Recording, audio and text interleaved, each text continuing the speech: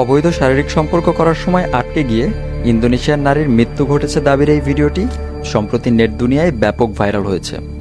ইন্টারনেটের বরাতে ইতোমধ্যেই ভিডিওটি দেখেছেন কয়েক কোটি মানুষ। হ্যালো বন্ধুরা, কেমন আছো সবাই? আশা করি খুব ভালো আছো আর আনন্দে আছো। আমি বিন্দাস আছি, চলে এলাম একটা নতুন ইন্টারেস্টিং ভিডিও নিয়ে। আর প্রথমে বলে দিই, আমি দেবু আর তোমরা দেখছো আমার ইউটিউব চ্যানেল ওয়েলকাম দেবু।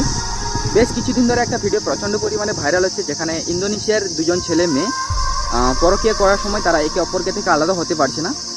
আসলে ঘটনাটা কি সত্যি না মিথ্যে, এই ভিডিওটা দেখার পর তোমাদের ডাউট ক্লিয়ার হয়ে যাবে। আসলে এই ঘটনাটি কিন্তু মিথ্যে ছিল, বা এই ভিডিওটা মিথ্যে ছিল, একটা সোশ্যাল মেসেজ ছিল। কন্টেন্ট ক্রিয়েটারদেরকে বলছি, যারা এই ভিডিওটা নিয়ে আলতু ফালতু ভিডিও বানাচ্ছ, যারা ভিডিও বানাচ্ছ তাদেরকে বলছি, সত্য বা যেটা সত্যি ঘটনা ওইটাকে তোমরা প্রকাশ করো, পাবলিকের সামনে তোমরা তুলে ধরো, আলতু ফালতু ভিডিও না বানিয়ে। আর এই ঘটনাটি কিন্তু মিথ্যে ছিল। আসলে একটা সোশ্যাল মেসেজ তারা দিয়েছিল।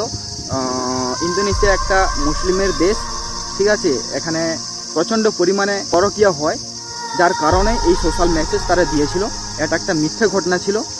আর এই ভিডিওটা যত পারো তোমরা শেয়ার করো।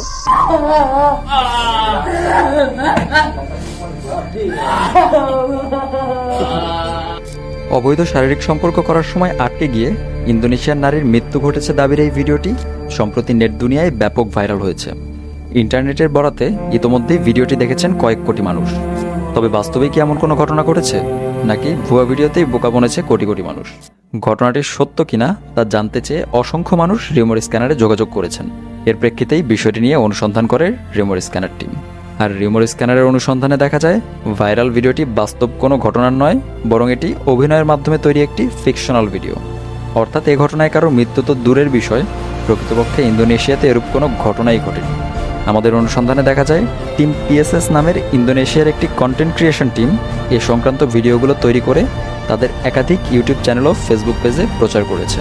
তাদের প্রায় 17 লক্ষ সাবস্ক্রাইবারের একটি ইউটিউব চ্যানেলে গত 9 মে এ সংক্রান্ত প্রথম ভিডিওটি প্রকাশ করা হয়। পরবর্তীতে একই ঘটনার আরও কিছু ধারাবাহিক ভিডিও আপলোড করে তারা।